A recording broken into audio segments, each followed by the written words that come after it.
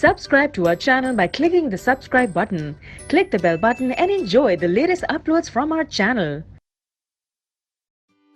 Next is question number 6. Give examples of hyperglycemic hormone, hypoglycemic hormone. Hyperglycemic, hyper means ज्यादा and glycemic means glucose की concentration ज्यादा कौन करता है. Hypo means कम कौन करता है.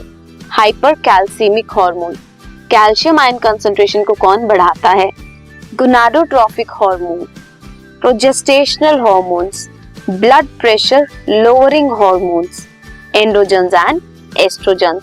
तो हाइपरग्लाइसेमिक हार्मोन है ग्लूकोन, ग्लूकोगन एंड हाइपो है इंसुलिन. एक ब्लड ग्लूकोज लेवल को बढ़ाता है और एक कम करता है. ये दोनों पैनक्रियास से सिक्रीट होते हैं, एक अल्फा सेल से और एक बीटा सेल से. Hyper calcaemic hormone parathyroid hormone. Gonadotrophic luteinising hormone कौन से हैं? Luteinising hormone and follicle stimulating hormone.